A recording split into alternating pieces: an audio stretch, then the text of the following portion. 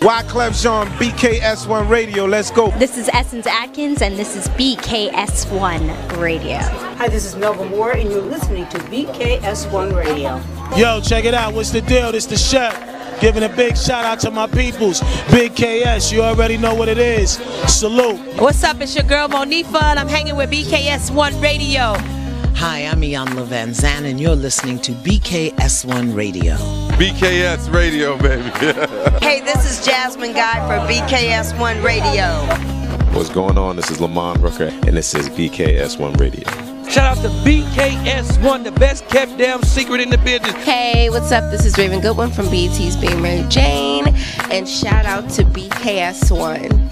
Hi, this is Leon, and you're watching BKS1 Radio. BKS1. God bless y'all.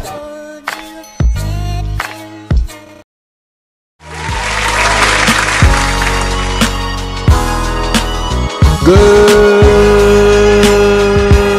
afternoon and morning in some parts of the world. What's up, y'all? What's up? What's up? What's up? The Man Cave Morning / Afternoon Show. We in here. We in here. You can call it the Man Cave Today Show. That's right. But we are here, beautiful today. people. Yes, we want to thank everybody out there for joining us on this rainy afternoon here where we at. Yes. Like a monsoon going on. Rain is crazy. Yeah, I'm looking for Noah's Ark to come down the street, but yeah, it's ridiculous. It's ridiculous. Yes. But first of all, peace and blessings. Shout out to everybody. Yes, yes. On the check-in. To my right, my man. He always had the plan, and together we understand. That's right. We call him what? Smooth. Ladies love him. Girls adore him. And to my left, the brother from another mother, the one who always has the plan that he'll discover. I'll take that, bro. Peace and blessings. Yes, I'm yes. humbly Storm Northern General. What's good, people? Yes. We gonna work on that. We're gonna work on that one, yeah. It went together, it rhymed. No doubt. Shout out to everybody watching us live right now on YouTube. Yes. Salute to everybody watching us live right now on Twitter, Periscope. Shout out to everyone watching us live on the mother site, WBKS1.com. And shout out to everybody listening to us live on what? The TuneIn app. Please, if you don't have it by now, download it, people. That's the TuneIn app right there. It's on your phone. You can get it on your phone. It's free. As you see, you can listen to all your favorite radio stations right there on the TuneIn app, man. Download that. And, of course, BKS1 Radio, the Man Cave Morning Show, and all our other shows are on the TuneIn app. And when we're not on doing our live talk shows, whatever, 24 hours a day. We've got some of the hottest DJs. Yes, man. 24-hour music play. Shout out to DJ Jess. Yes. Coming back on doing his mix, doing what he do. Yes. And everything. And shout, there's going to be a whole host of DJs and everything. You're going to be able to hear some great music 24 hours on the TuneIn app. WBKS1. So peace and blessings. No doubt. Got to clap it up for Yes. For that. And, yeah, man. Got a lot to talk about today. Let me just give some shout-outs to people trickling in on our FB. Shout out to Bob Sumner on the check-in. Latanya Smith on the check-in. Big Bob, gotta talk to you, bro. Janice Maxine Brooks on the check-in. Dimitri on the check-in. Ingrid Judge on the check-in. Douglas E. James. Ricky South Franklin. Raymond Rivers. Stacy Newton. Kenneth Hatcher. I see Glenn Gray on the check-in. Glenn, what's good? Dee Dee Graham, what's up, sis? D Mac on the check-in. Valencia Tobias on the check-in. Tanisha Blacks Jackson on the check-in.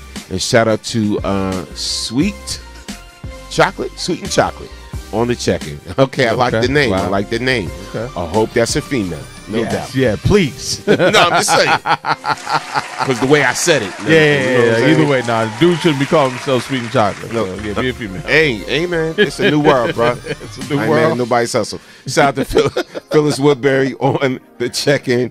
No doubt. So we're going to talk about some things today, as we normally do on the Man Cave Today show. That's right. One of the things we're going to discuss today is, ladies, you keep hooking up with the wrong guys. Why?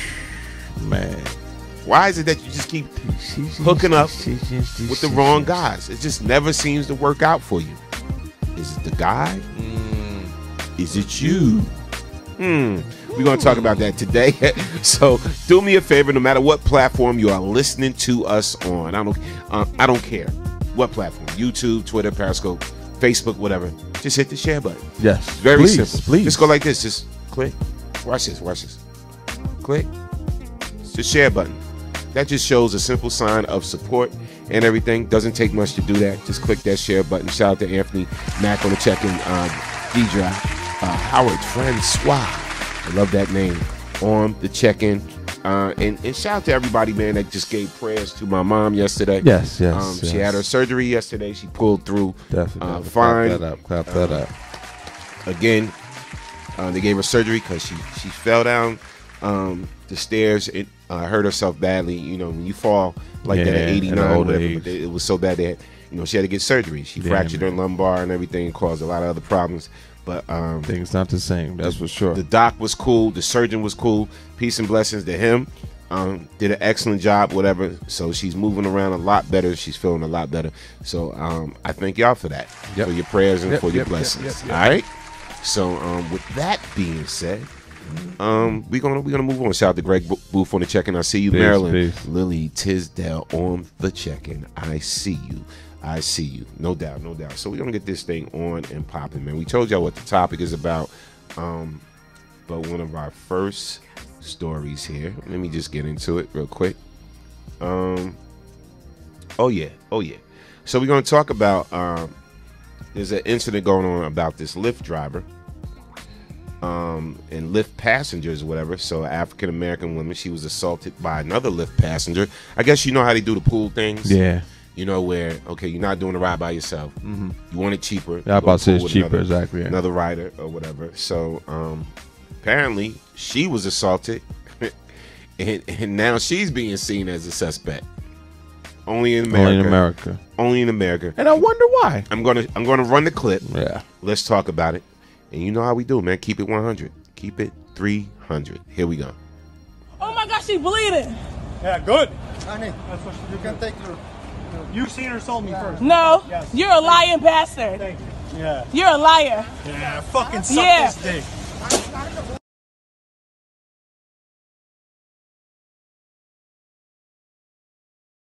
Hey guys, so I'm just finally picking up the incident report from my assault. As you can see, they give me no information on my assailant, and it gets better.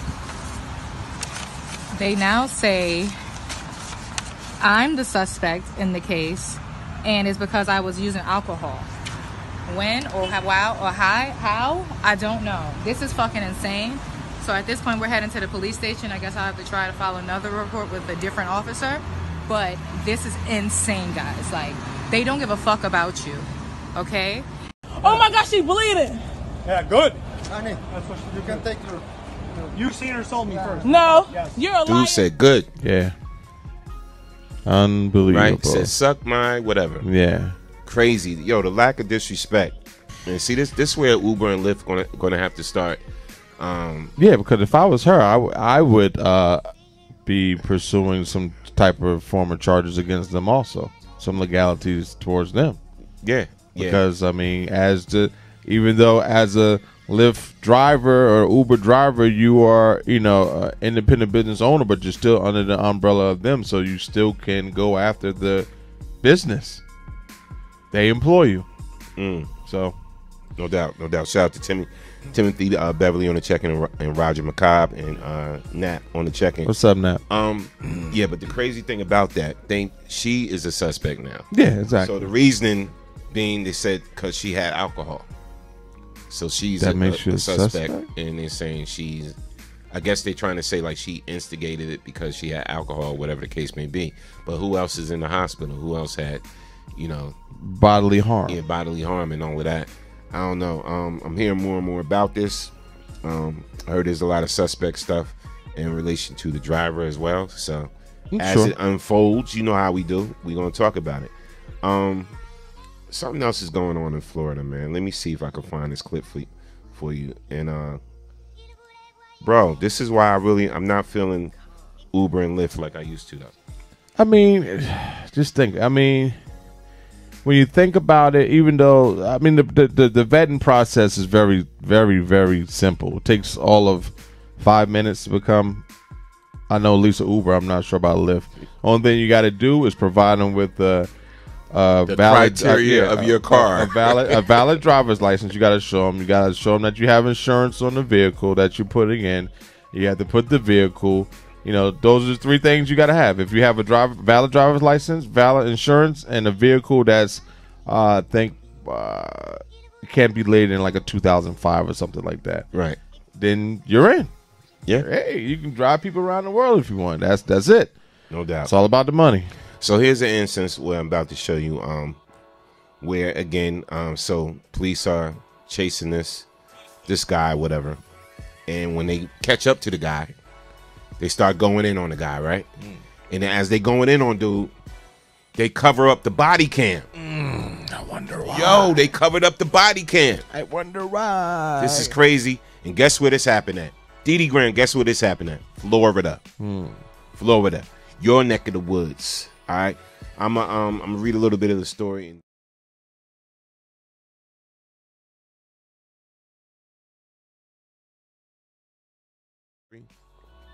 Florida officers now under review after kicking suspect in the head while trying to cover body cameras.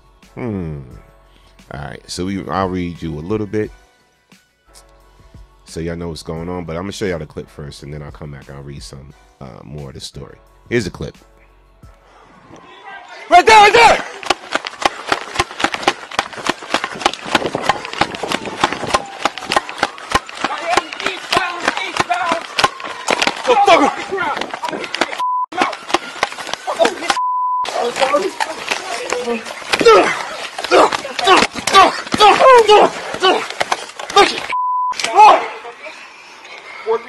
We got him detained. We got him detained.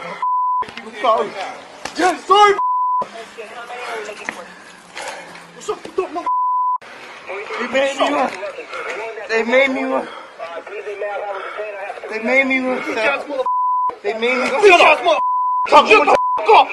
Shut the fuck. I don't give a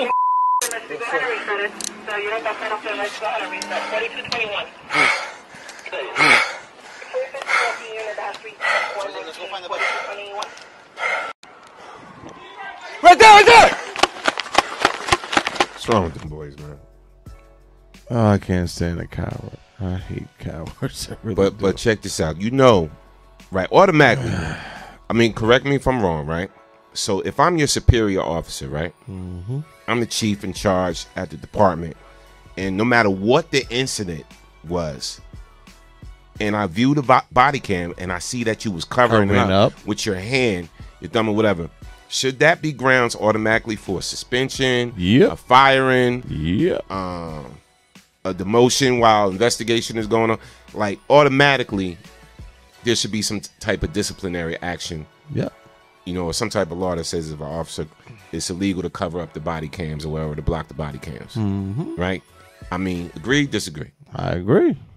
Let's just see. I mean, that's supposed to be the whole reason that they're there for, is for transparency, to show that the officers are in compliance to what they're supposed to do, and or that, you know, a suspect is not in compliance, and, you know, therefore if they come to the station all lumped up, you know, first of all, they should never come to the station lumped up anyway.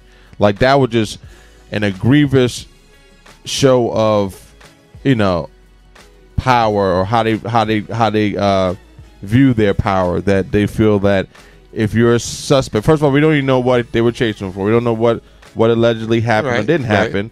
But the first thing that you do when you approach this man is you assault him viciously. 2 of you, 2 against 1. Now, had the tables been turned, and when he came to you, the first thing he did was assault you, then it would be police brutality, this, that. It would be like a whole sleeve of charges. But the first thing they do when they approach this guy who's already on the ground is kick him repeatedly and then jump on top of him and start to pummel him. He's already on the ground. He wasn't resisting. Put the cuffs on him. Yeah.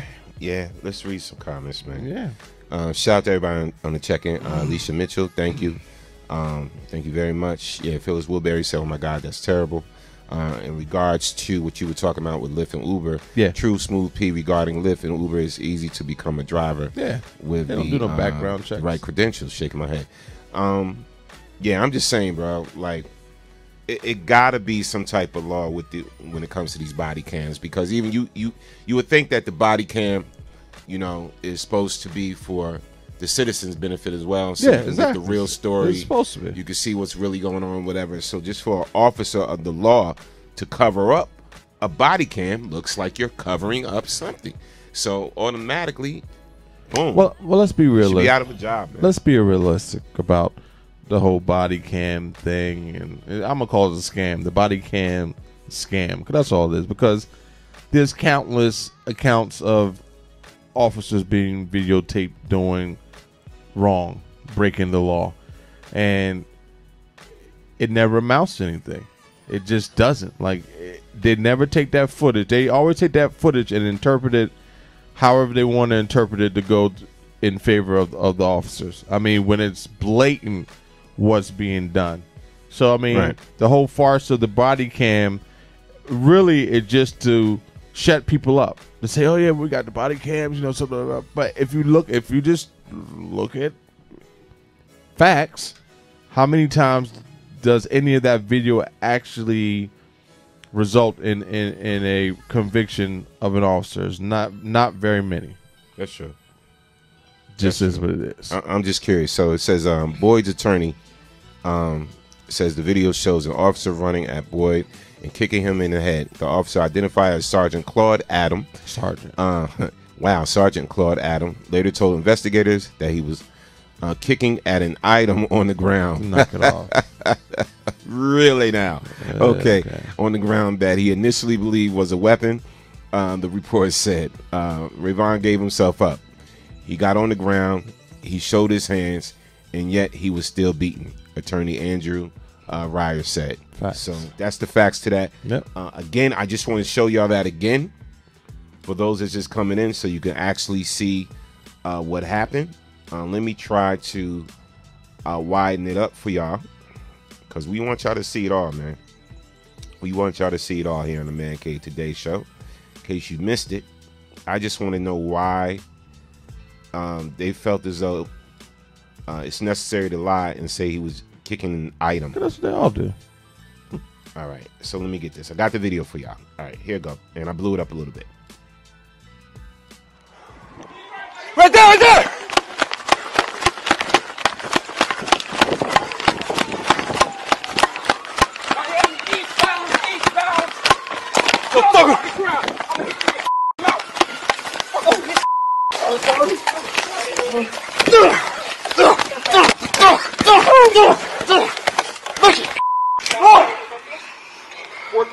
We got him detained. We got him detained.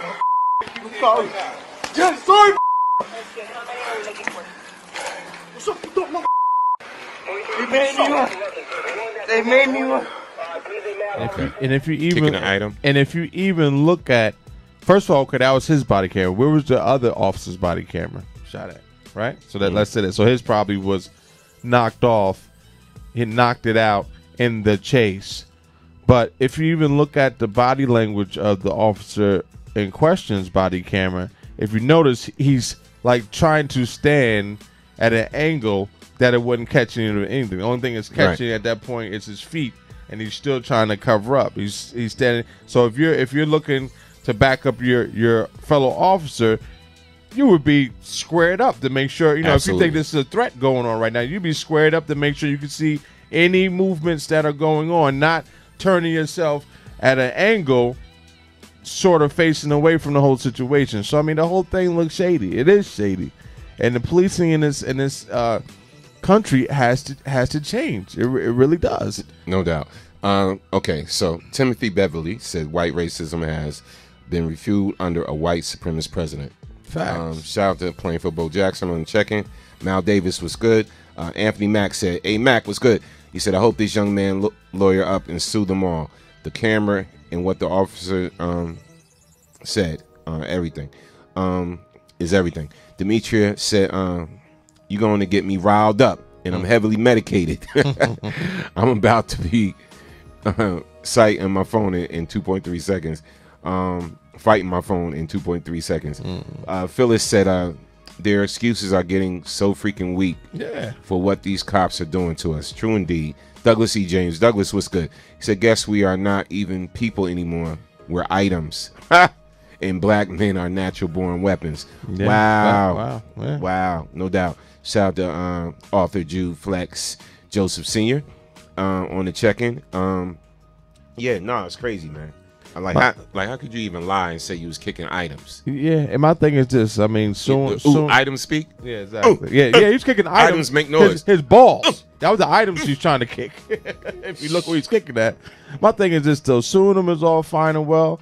Yeah, it's good, to get a little money out of the situation, but more so they need to be taken off the street because this is not the first time. I'm sure they've done this, and if they continue to be officers in this particular precinct, they like to do. That guy was a sergeant, so this was somebody of an authoritative figure. You know what I'm saying? So if the sergeant is acting like that out in the street, what does that tell you that he's teaching the people who are up underneath him? True indeed. Same thing. So, true indeed. Get him off the streets. No doubt. Yo, shout out to Jay-Z, Meek Mill. They're coming together. We're going to take this call real quick. Yes. Caller from the 315. State your name, where you calling from. You officially on the Man Cave Today Show. What's good? Caller? Caller from the 315. Can you guys hear me? Yes, okay, yes, we can hear you now. Yep. There we go. My mic was being weird. It's Mike from Central New York. How you doing? Mike, what's good? What's going on, fam? I watched that video a couple times, and then I figured I wanted to give you guys a call back. Okay, what's your take on the video, man? It's hard to say because there's a lot of rage that wants to come out in terms of what I want to say about those police officers, because it's disgusting, to say the least. True indeed. There's no honor in it. There's no honor in it. What do you think? Do you think there should be disciplinary action just for the fact of covering up the body cam alone? Absolutely. There needs to be a investigation into their entire precinct and how it works. As a person who is in charge of staff and oversees how things are conducted, for him to conduct himself like that, exactly right, then just by sheer logic, the result would be the rest of his staff would feel free to do the same. Exactly. Now, and this is just a symptom of coast to coast. This is like this. Yeah. Nah, true indeed, man. So there's too many examples of it that we could name. So the fact that they're using the excuse now because nobody, I mean, we can argue, one way, but they're saying, a sergeant is saying we were kicking items. Exactly. That's what we were kicking. We were kicking items, and you can't tell because it was covering up the body cam. Yeah. He wasn't. Yeah. He was beating that man. Yeah. True indeed. He was beating him, and he was making him suffer, and he was punishing him himself. Absolutely. He felt he was the hand of justice, and he was going to make him pay for how he made him feel that day. Yeah, you're right. I agree. Got to clap that up, Mike. And I'm going to tell you, Mike, see, the whole issue of this whole situation is like once it goes to court or whatever, the judge 9 out of 10 times is always going to believe whatever the officer said, especially like we just said, this is someone of an authoritative figure. He was a sergeant. So they feel like, well, why would he lie to me, another officer of the law? I can take it back to a time in the past. I had a speeding ticket, right? I shouldn't have gotten a ticket, went to court and was fighting it. And the judge told me, well, officer so-and-so has to take a class in how to use a radar gun, blah, blah, blah. He's proficient in it. So if he comes and tells me that you were speeding, I have to believe that he was speeding. Just like that. That was basically what you told me to my face. So told me everything that I'm saying is a lie because he took a test and passed and had this piece of paper to say that he's proficient, that it had to be true. And unfortunately, that's just the way that it works. By the state. Exactly. That's just unfortunate the way that it works in the system is that 9 times out of 10, most times it's going to happen that way. Whatever the officers say, even though you could clearly see with your own 2 eyes what was going on, they're going to believe the officer. And that's horrific. And that's why these travesties keep on happening. And that's why the officers keep on doing it because they know that they can get away with saying. There's no oversight over the police. Exactly. There is no committee of the people that has any power to be able to police up the police. Exactly. Right now, in our current stage, whatever the cops have believed or the propaganda about them or what everybody else thinks, right now the job of the police is to maintain the property of the citizens of the United States, and to keep them calm and not riling up against the government in any way. Correct. They're there for every protest, big or small. They divide people up so they can change people's voices and whatnot. But that is their job right now. It's not to protect the people. You know what, Mike? Otherwise, they would be out hunting the right people. I'm glad that you said that because I've made that statement a little while ago. I said, you know what? I made an observation. I said, you know what? Whenever you see a police cruiser now, you used to always see on them, on any police cruiser you see, it said on the back, to protect and serve. And I was like, do you notice that you don't see that on any police cruisers anymore?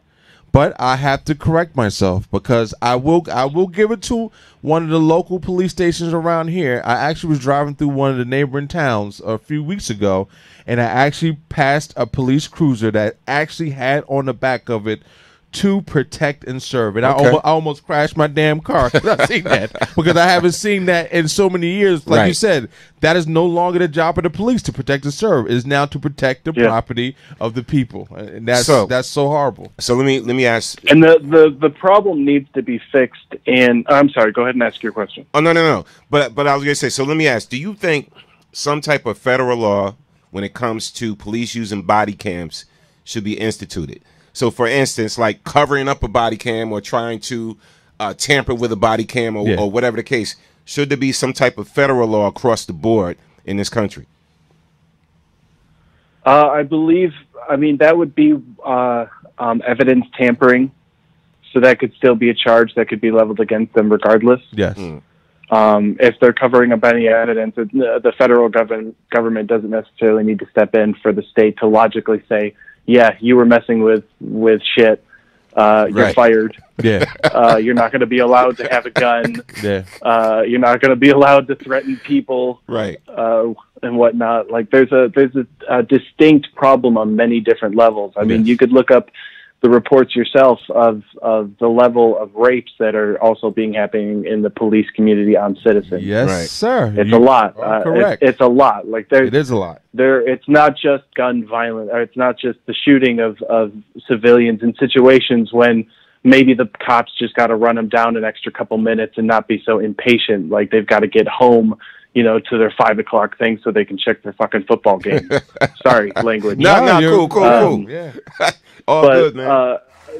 The change needs to happen in the education system of the police. The mindset of how they're taught to treat the people and how to handle situations in long term, how to negotiate. Situations can escalate fast for these police. Don't get me wrong. Like in 2 seconds, they're already dead. Exactly. Yeah. Facts. Like things can go crazy because there are a lot of crazy people out there. Yes, agreed. Bitches be crazy. So there's a side of me that I also feel on the other side that there are the good ones that are out there that are trying to do something, but they are still in a system that they themselves cannot really change. True. Yo, let me clap that up, Mike. Because Mike. Yeah, they need to change it in the education system, man. How they treat these people, and a big thing that I think is if we ever cover everything, or if you ever say anything about what's going on in Palestine and the Gaza Strip and the treatment of the Palestinians, those soldiers there go into security jobs, and for the most part, most of our cops here have been trained by Israeli security. Yeah. And that's what I'm going to say. The police force has been militarized. It most definitely has. So if you will see something like a mirror image of the Israeli military to U.S. military in terms of tactics and how they look and how they act in terms of benefiting the state, in terms of benefiting the people. No doubt. Mike, as always, bro, thanks for dropping some knowledge, some jewels. I love it. On the show. Keep listening. And we about I keep will. No doubt, man. I absolutely will. We appreciate you, bro. Hey, I think if I can get the money, I might be able to come down on February 10th if you would have me. Yeah, come have some birthday cake, man. Definitely. We would love to have you come. Yeah, come have some birthday cake. Could I have a +1 come with me? Could my lady come with? No doubt, man. No doubt. Man. Come out and enjoy yourself, bro. All right, I'll see if I get the money. All right. We appreciate you, man. All right, thank you. Take care. God wow. bless, man. Yeah. All right. Yo. Wow, man, dropping jewels. I love it. But I mean, it's really getting. I can't say it's been bad, and we really need that should be any president of this United States. That should be one of your foremost platforms that you're running on is reform. The police department reform nationwide. Just read some. You want to read some comments? Yes. Phyllis Woodbury said, "And Mike cutting the heck up." Messing with shit, you're fired. Ingrid Judge said, all citizens have the right to do a ride-along with officers. We need to do it more often. I did one, and it was eye-opening. Yeah. Something just flipped down. Douglas E. James said, just sharing. Shoot. I was something in Denellen and walked up to a cruiser and asked for a ride because I missed my bus. You know, I was bent. Anyway, he gave me a ride all the way to South Plainfield for far and few between, but it should be aware more than 10% decent cops. And Doug, that's actually where I seen the cruiser that had to protect and serve on it. So I'm not surprised that they actually did help out a citizen. All right, so clap that up. Yeah, definitely clap that up. I like to hear good stories too. Yeah, listen. I want to hear all good stories about the police because that makes all of our lives that much better. If the people that we are supposed to be able to call and depend on, actually helps us out instead of us being afraid to call one now. You know what I'm saying? You could call somebody to your house because you're having a situation and you wind up being the one dead, like getting shot dead. Like, hold it, I called you because something was going on. How did I wind up getting shot and killed? No doubt. Jeez. Moving on. Oh, check this out, man. Some good stuff. Again, shout out to Jay-Z, Meek Mills. Yes. They're trying to make some change. Man. Jay-Z, Meek Mill, and Van Jones launched criminal justice reform organization named Reformed Alliance. Y'all hear me? Man? That's what I'm talking about. And I've been hearing a lot about this story. We should be hearing more about it, though. But, of course, exactly. You know why we don't. You know why we don't. All right, so Meek Mill, Jay-Z, Patriots owner Robert Kraft. What? Patriots owner? All right, okay. I hate the Patriots, but okay. Patriots owner Robert Kraft, 76ers owner Michael Rubin, Nets co-owner Clara Wu, Tsai, and more have launched the Reform Alliance, a new initiative focused on overhauling the probation and parole system with the goal of freeing at least 1 million people caught up in the system within the next 5 years. Wow. To reach that goal, they pledged $50 million. Wow. And hired political commentator and activist Van Jones as their CEO. I'm clapping it up from them boys, man. That's what I'm talking about. Using your platform to make real change. You know what I'm gonna say though, is beautiful as all that is, and don't take away my high. I'm just saying, and the initiative that they're pushing is never gonna happen. You know why? Because there's so much money in locking jokers up. True. The criminal prison system, big business. The prison system is huge. Not big business, huge business. And there's been states that sued municipalities because they weren't keeping their jails filled up like they promised, like they had contracts to do. Do you hear that? Contracts. So what does that tell you? That people who are not necessarily doing something illegal, right, might end up in the clink because it's profitable. That free labor, that free whatever, you know what I'm saying? It's a lot of money in prisons. True indeed. I don't want one. True indeed. But I'm glad with such a big move that you see names like Meek Mill and Jay-Z behind it and everything, and them trying to get up that money, $50 million. You got these team owners that coming together, whatever. That says a lot, man. That says a lot. So it does. As much as I even I'll be hating on the Patriots and the whole NFL system or whatever, you got to acknowledge when they're trying to do something good. Yes, exactly. You got to acknowledge that. I mean, I'm hoping for the best. You know what I'm saying? I hope that it does, you know, bring some change. But you know, they say hold hope in one hand and shit in the other. See which one. Right. No doubt. So moving on. Yes. So my man Terry Crews. First of all, Terry Crews, funny actor. Yes, man. yes, I love yes. dude. Everybody hates Chris. And just anything he plays in, he's funny. White Chicks. Yeah. Funny movie. He did his Friday. thing. He did one of Fridays. The Expendables. Yes. Expendables, which he's not going to be in the next one. They cut him out. And they cut him out because of the situation, whatever the case may be. So you know, Terry Crews, we all know the story. He came forward and spoke about sexual assault in Hollywood. Yes. I guess it was by an agent, a big agent. That's what I'm about to say. A very big popular agent agent in Hollywood and everything. He came forward and said, "Hey, this man groped me, grabbed my behind, the whole nine, whatever." So people took it lightly. There wasn't a lot of hoopla, like it was when it was a female sexual assault victim or whatever. And so somebody tried to get at him, and Terry basically came forth and broke it down, his situation. So somebody came on social media, basically, and let me make this a little bit bigger for y'all so y'all can see it. But they came at him. So the person came at him and said, Terry, why isn't your energy directed to your abuser? You know the white man that felt your big, strong ass up. So they came at him kind of disrespectful. And I'll put the person's name on blast, who it was.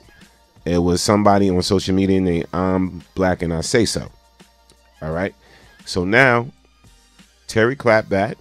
He broke it down. Terry basically said, look, spent a whole year and more than $400,000 of my own money on energy toward my abuser, Adam the Neat. He put the name out there. Yeah, why not? Adam the Neat.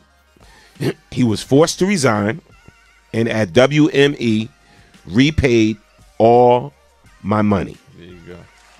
They also had to overhaul their whole sexual harassment assault policies. He's done. Next. So Terry's basically saying he's done and I'm done.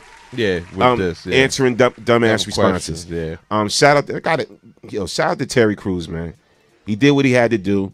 That's justice to me. Yeah, exactly. I'm sure it's justice. I'm sure it's justice to him also. Yeah, that's definitely justice to me, man. Because a lot of people ain't talking about the whole Terry Crews situation. We sweeping that under the rug. Yeah.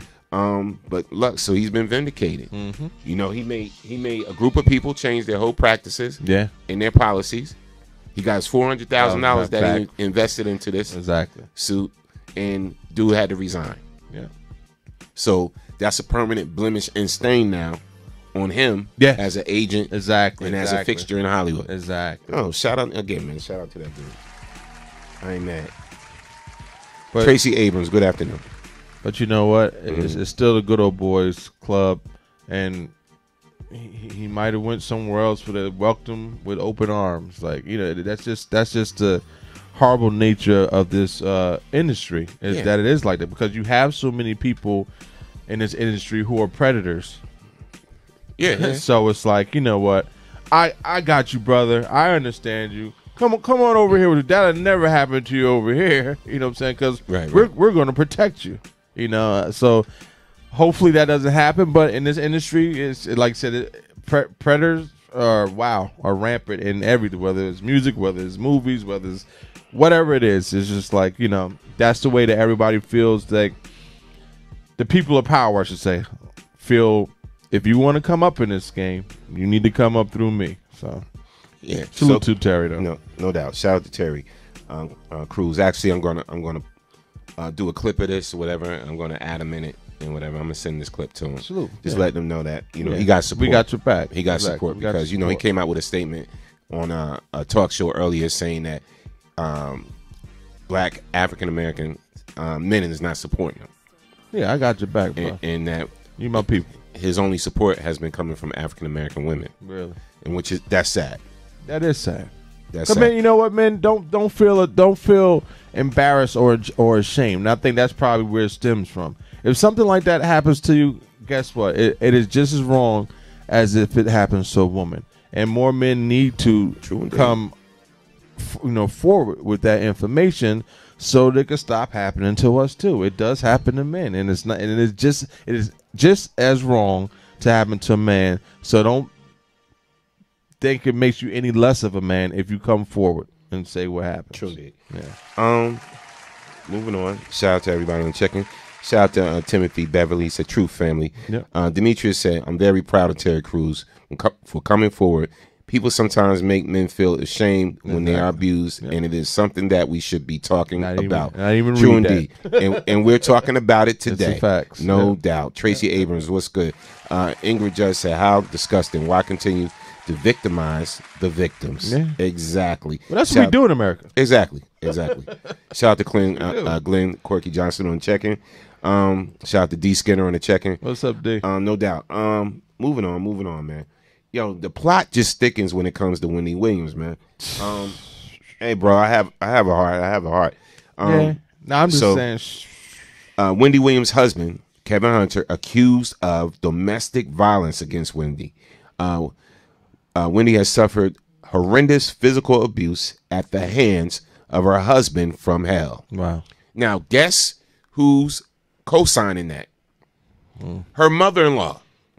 His mammy. Her husband's mom is co-signing it. Nobody knows you better than your mama. So if the mama's saying it, it must be true. No doubt. Let's read a little bit of the story and see what's going on here. So it says, according to an exclusive report by Gossip Official, as a part of a month-long investigation into Williams' hiatus, the publication has learned Williams have reportedly been a victim of domestic abuse at the hands of her husband and manager, Kevin Hunter. Back in December, Williams addressed rumors about her decline in health and maintained she wasn't feeling well, despite complications with Graves' disease and rumors of self-medication as a result of her shoulder injury. However, Love and Scott later revealed that the host's health was only part of the problem, claiming her husband's extramarital affair had taken a toll on her as well, and also reportedly gotten his mistress pregnant. Wow. Yeah, that could take a toll on you. Yeah. Now, the crazy part about it, and what's the mom-in-law's name? Hold on. Got it for you right here. All right.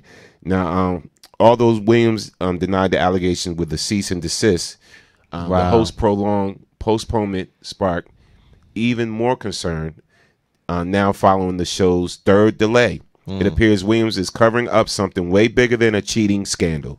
According to Gossip, Williams has been a longtime victim of domestic abuse. I've heard that. Yeah, I've heard it too. And has reportedly helped her husband cover it up. Problem is, it's been reported by multiple parties, including Hunter's mother, Perlette.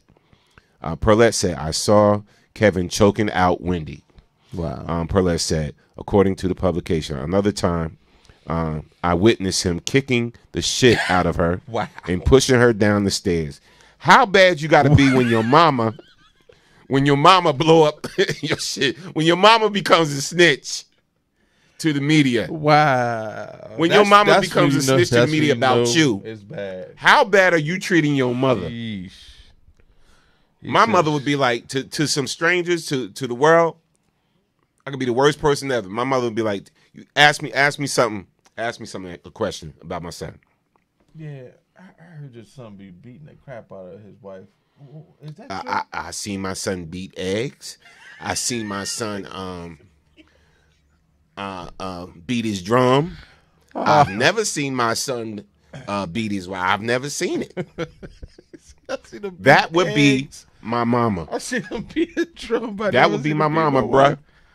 I'm just saying, how bad you got to be when your mama snitch on your ass? That mean it's blatant, and he just don't care.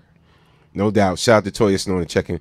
Sad, think it's true. Shaking my head. Yeah. Gotta pray for her. Yeah, man, I'm gonna pray for her. I mean, I know everybody's saying she getting what she deserved. Well, you don't deserve that. Karma's coming back to her. I get all of that. No woman deserves. I don't care what you're dealing with. Yeah, you don't deserve to be beat up and constantly abused, physically abused by no man. No, I don't care. Never. What's she doing? Yeah. Now, as far as the whole scandal with hubby cheating and whatever, again, that's the karma kicking in. Yeah. For what she talks about with other people. Yeah, when you mess with other people's dirt, your dirt gonna come out. But to be abused, nobody deserves that ever. No doubt.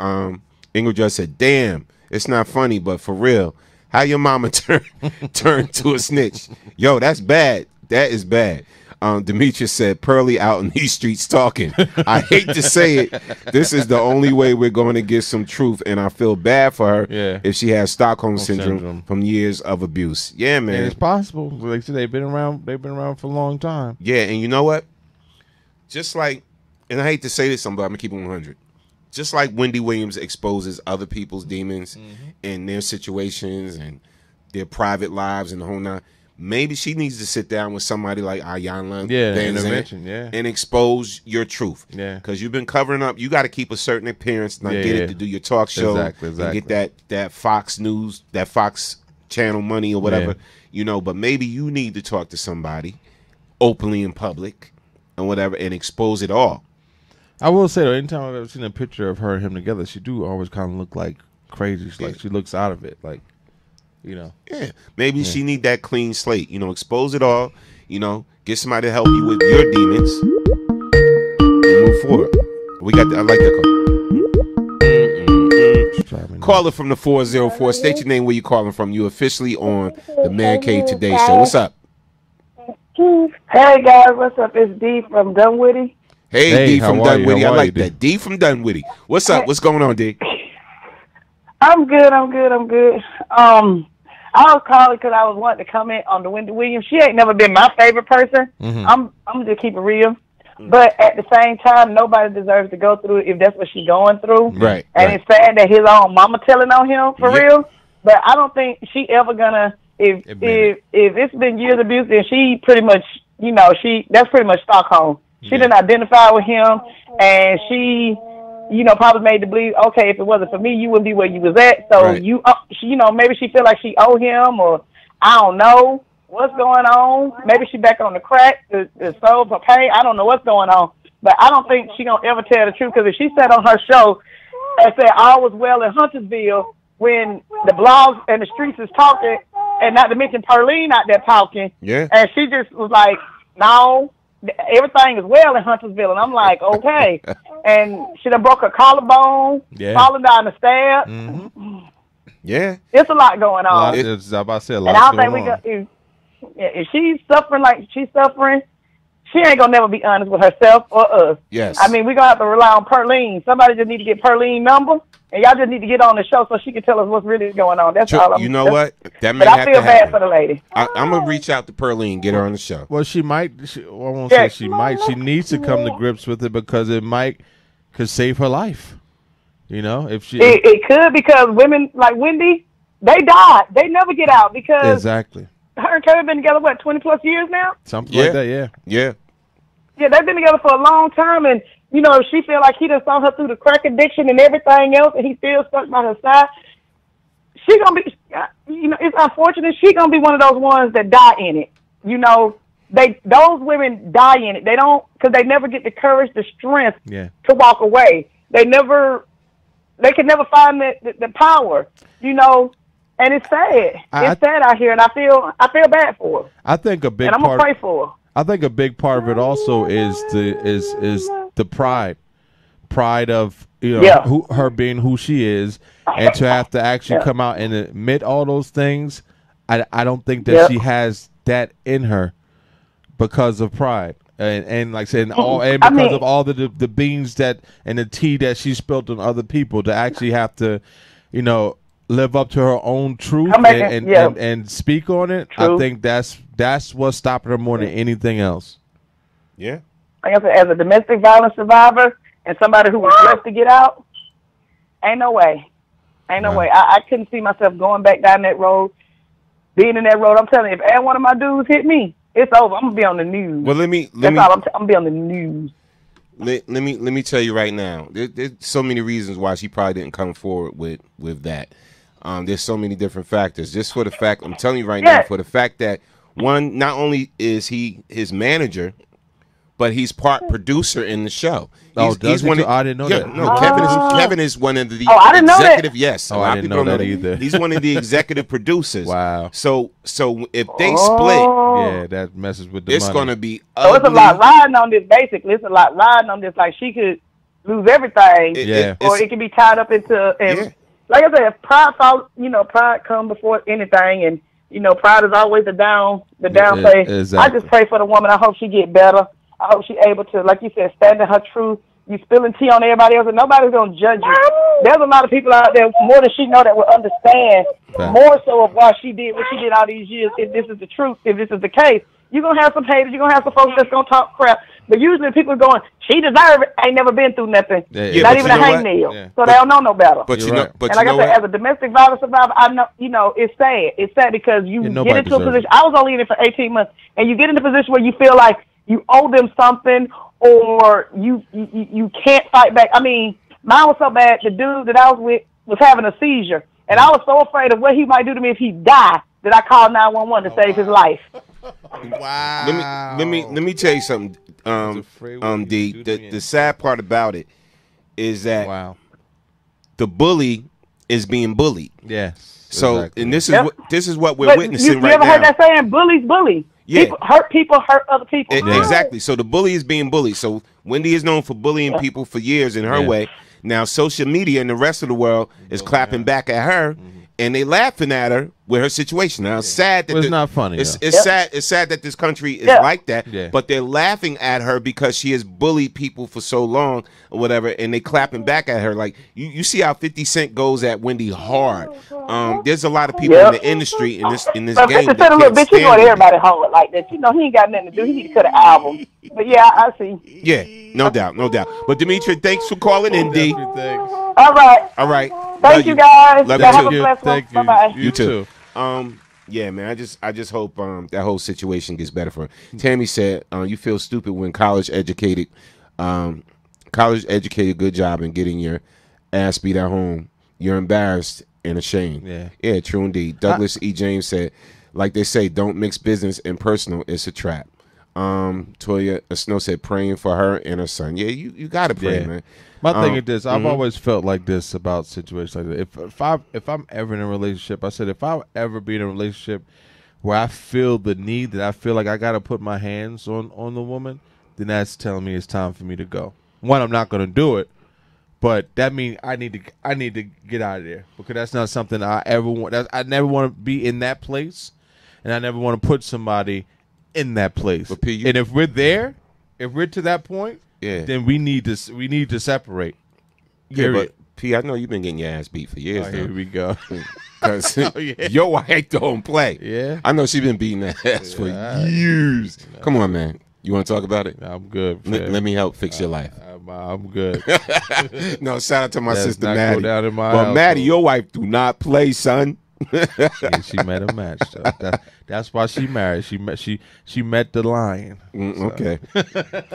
You tell us anything on the air. The king is home, baby. All right, no doubt. Dee Dee Graham says she may be silently dealing with a therapist. She doesn't have to tell the world. True indeed. Tracy Abrams said Kevin broke her collarbone pushing her down the stairs. Wow, Tracy. Crazy.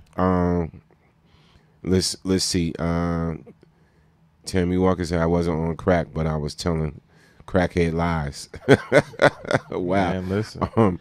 It's real. Douglas E. James said, "Yo, Norm, we here for you, P." Yo, his wife be whooping that. Nah, let me stop. Yeah, funny. Good news. Do shit do I need to call Lifetime? Good news is yes. We got our first California's first Surgeon General is a black woman. Clap that up. California's first Surgeon General is a black woman. Let's applaud her. Let's clap her up. In case you don't know her name, I'm about to tell y'all now. In case y'all don't know the story already. Okay.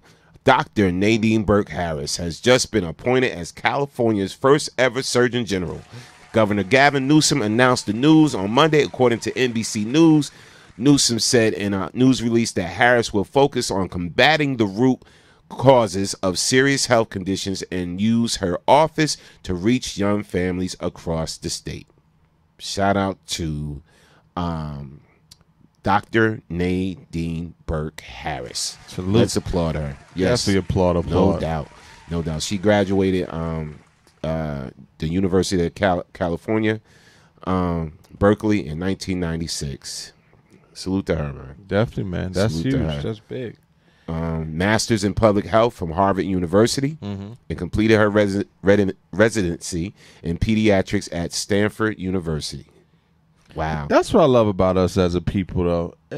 Through the test of time and the testament of time, through all the adversities that are thrown at us on a daily basis, we still rise to the occasion of greatness. Through all the downfalls and pitfalls and things thrown at us and things put in place so that we cannot succeed, and we just always jump those hurdles and keep running the race. That's what I love about us as a people. Our resilience is above and beyond any others, and I think as long as we stay that way and we change a few things, like I said, we can overcome any and everything. All the obstacles that's put in our way, we can fix any and everything. First, we need to learn to stick together. If we can stick together, that's number one. If we can stick together, then we can fix anything. But our resilience and how, because trust me, do you know how hard I'm sure it was for this young lady to be put into that position? Yeah.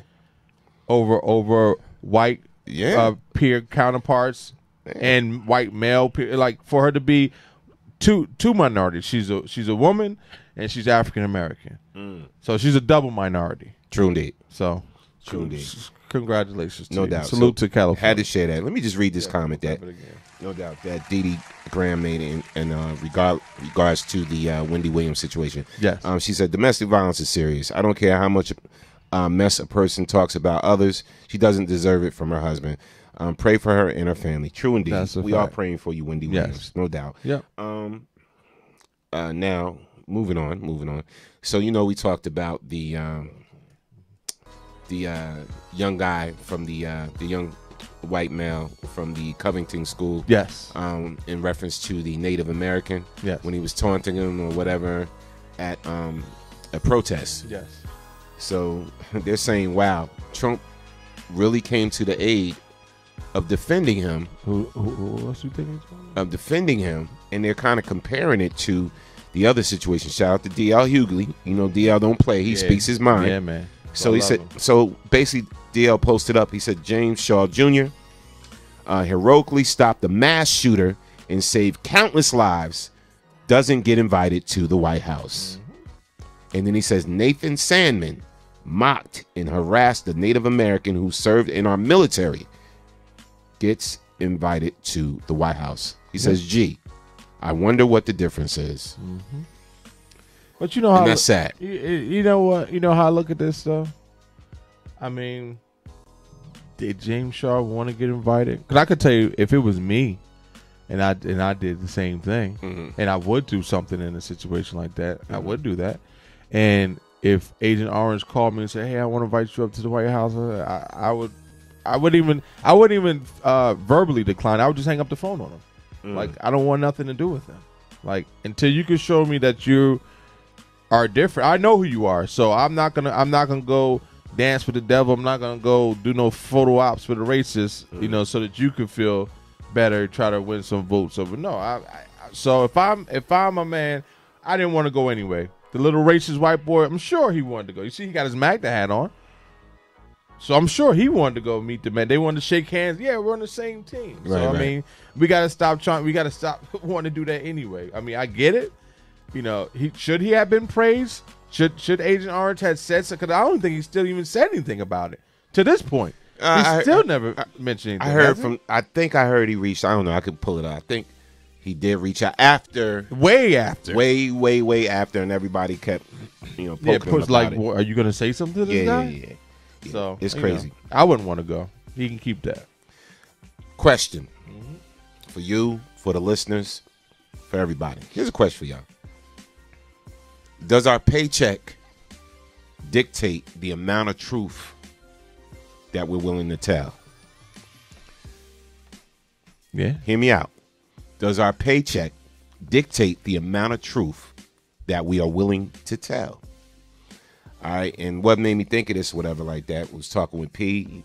We was looking at a little clip of KRS and Nick Cannon having a conversation. Yeah. And it was real talk. I thought about that. I'm like, wow. Think about the things you can't say, and some of the things you even see that's wrong, maybe at your workplace, at your school, at your job, at whatever situation you in. You kind of silence yourself because you're scared you might lose that paycheck. Or like, I'm making too much money to mess this up. So a lot of people see a lot of injustices and a lot of things wrong going on in society, and they turn their head to it because they're not trying to mess up the money.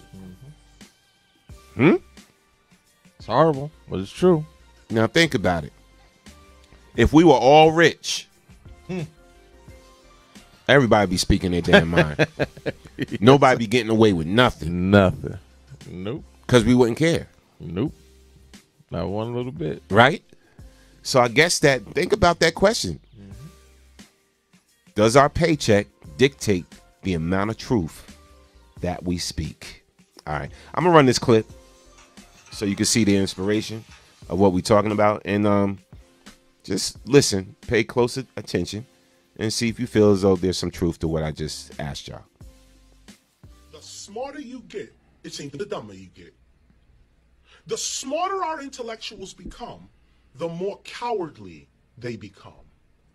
This has something to do with this colonial education we're getting, because I know some great black minds. I'm in the university system. I see these minds. I talk. People, great minds. But that paycheck is going to dictate what's going to come out that mind. Or come out your mouth of that mind. And that paycheck is based off of that other piece of paper that they got to affirm their paycheck. I got master's degree. So therefore I get paid more. I get paid more. Therefore I'm controlled by your system. I know the truth, but let me not speak it right now. No, because I can't. I got to feed my family. Right. Now, feeding your family is way more important than speaking the truth to a people that's going to treat you like they did Dr. King. If there was a reward to speaking truth, more people would. Indeed. Well, there's no That's reward. not where the bag is. It's like you said, the bag is in the fantasy. See, that's what it is. The smarter you get, it seems the dumber you get. The smarter our intellectuals become, the more cowardly they become.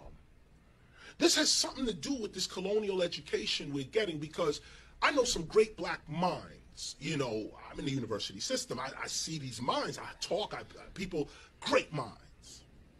But that paycheck is going to dictate what's going to come out that mind. Or come out your mouth of that mind. And that paycheck. Yeah. Wow. Talk about dropping some jewels.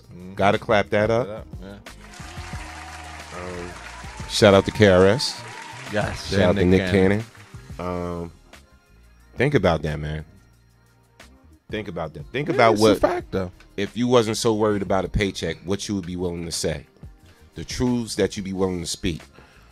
Well, I'm not even gonna lie, because I'm a little different, and I will say that statement applies to most people, but I'm the type of person.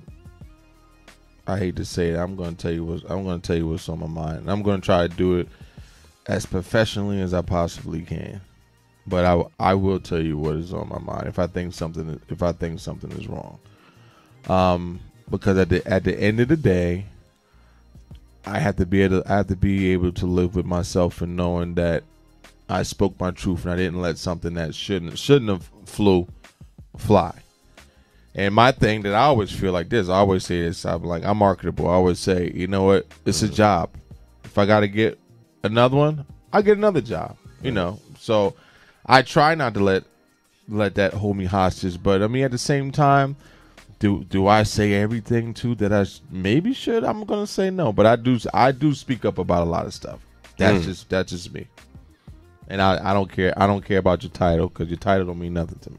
You put on your pants like I do, and you take them off like I do. Like I've literally let people higher up than me, a lot higher up than me, have it if it was something to let them have it about. So and fire me. I dare you to fire me. But think about it. I'll give you a scenario, right? So just say we had a certain sponsor here, right? Yes. And they sponsoring us. They cutting us a check here. We're promoting their business, the whole nine. And then we found out that this particular sponsor was mistreating their workers. You know, like workers are like, yo, I see y'all talking about such as pizza all the time. Meanwhile, they're underpaying, you know, their employees. They treat them like this and this and that. I heard they said this, blah, blah, blah. What's going on? Now, we getting a $5,000 check. Okay. At that point, we need to look at our integrity. Either we're gonna be integrable or we're not. Or if we're gonna deal on integrity, then is that not our place? Is that not our place? You know, once we hear these things going on, it could be just a disgruntled employee. We don't know. Well, you won't go off the word of one person, but if it comes to be a known fact, then at that point it's a business decision that you have to make. You have to figure out who you want to align yourself and your brand with, because at some point in time, that's going to come out, and it's going to be like, hey, so and so supports them, so if we're boycotting so and so, then we need to boycott them too because they support. That's like this whole Trump situation stuff. You giving back that check? You giving back that $5,000 check? If I've already done the services, no, I'm going to cash it. But going forward, you know, I can no longer give you the service that you need. I'm going to part ways with that. I think more or less it's a sad truth. It is. I know there's some things you see. I ain't gonna say it. I ain't gonna put it on blast on air, but I know there's just some things that you see at your workplace, even though you're in your position, that you probably would change and want to do better. Yeah. Right. But you can't really make that call because there are people over you. Yeah, exactly. You know what I'm saying? Yeah. But so your paycheck, because you know you're getting that paycheck, whatever, you may want to say, yo, the way I do stuff here is crappy. It's shitty. It's that, blah, blah, blah, blah, blah. And this person really needs to be fired. I don't know why y'all hired him, blah, blah, blah. You may want to black out. But you ain't going to say certain things no, that's not true. You don't have to black out. It's like I said, you can get your point across and say what you need to say, just intelligently and professionally. I could tell you professionally, intelligently, just the same way that I could tell you if I was going to tell you in another way, and you'll get my point the same way. You get what I'm saying? But without me overstepping those boundaries and still staying professional, because I'm a professional. You know, so it's all in the way. Like I said, people. Well, I can't say people. We all do, because somebody put in there. We all let money hold us hostage. At the end of the day, yes, money holds everyone hostage. Whether you're rich, whether you're poor, whether you're middle class, money holds everybody hostage. Some people are willing to do more for money than others. Some people are willing to overlook more stuff for money than others. But at the end of the day, we're all held hostage by money because we need money to survive. Come on. All right. Shout out to Douglas E. James. Truth becomes a social liability with more exposure and wealth. Shout out to Demetria. I'm not going to sugarcoat or lie about anything. Virginia didn't raise me that way, and I'm broke anyways. Tammy Walker, you got nothing to lose. Tammy Walker said, "I'm considered a shark in the business because I'm going to speak my mind. Have I lost deals? Yes, but not at the cost of my integrity. There you go. No doubt. Integrity is everything." Tracy Abrams said, "Money is power. Power rules the world." Yeah, true indeed. Demetri said, "My mom always said money talks and bullshit walks." Tammy Walker said, "I don't compromise myself to make someone feel better in a lie." Yeah, man. No, I don't. Oh yeah, and Tracy Abrams said my mama still says it. And if you don't want the truth, don't come to me. No doubt, and I'm like that too. I mean, my mouth has got me in trouble in a lot of situations. It has made me lose certain deals or whatever like that because it's like if I don't like something, and if I'm not feeling something, I'm going to speak on it. But you should though. But you got to know. We can say what we want to say. You got to know where to draw the line for certain stuff. Of course. And there's a fine line. There's a fine line to speaking your mind. Trust and believe. But you know what? That'll get you, even though you might think you're losing out in a situation, others, because people are always watching. So others who will watch, who will see your integrity and will do business with you for that reason. True. You know what I'm saying? There's far and few, though. There's far and few that really rock like that. Yeah. Oh, I see his integrity, blah, blah, blah. There's far and few. Real quick before we move on, and it's funny, it's interesting because I know you in the managerial business when it comes to the restaurants and stuff like that. I got to speak about this, and I was going to save it for tomorrow because it's Friday, but I got to speak about this, bro. It's like a lot of things in technology is coming forward that are really taking people out of work. Yes. Out of business, man. It's they don't need people. Nobody needs people no more. Well, I see it coming.